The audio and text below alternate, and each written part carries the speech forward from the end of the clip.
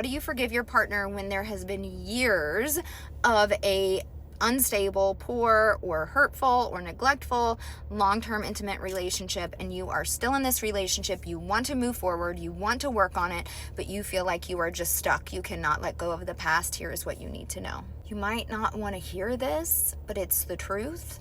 And people will challenge me on this, but it's the truth. I mean, there's science around this, okay? Most people don't hold resentment because they're angry at their partner for their partner's poor behavior. They feel resentful, and deep down the anger is towards self because of self-abandonment and for being too, quote unquote, weak to face the pain of detachment and for tolerating this poor behavior for as long as they have. Ouch. Nonetheless, whether you attribute it to their poor behavior or your own lack of boundaries, the issue is that you are angry, you are hurt, and you feel unsafe moving forward. But you have to understand that relationships are optional, okay?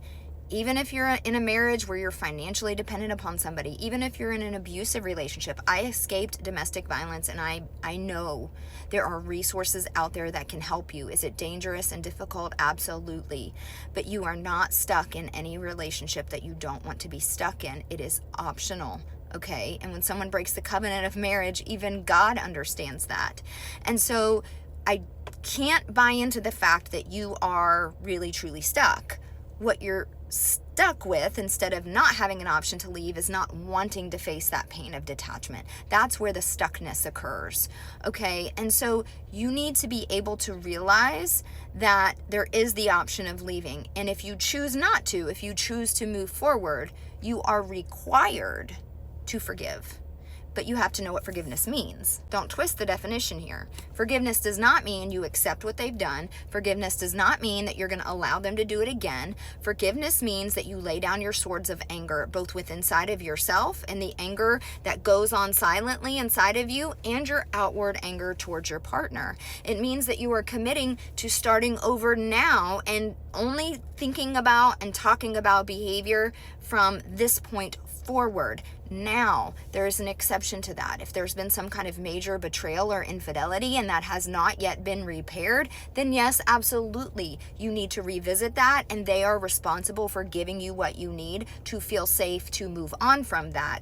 But if they've done everything they can do and you are still angry or resentful, or you don't trust them, you have two options. You can lay down your swords, which to me, that's a spiritual thing, guys. The only way I was ever able to forgive the absolutely heinous, awful, terrible, unthinkable things that have been done to me in this life is by allowing God to change my heart.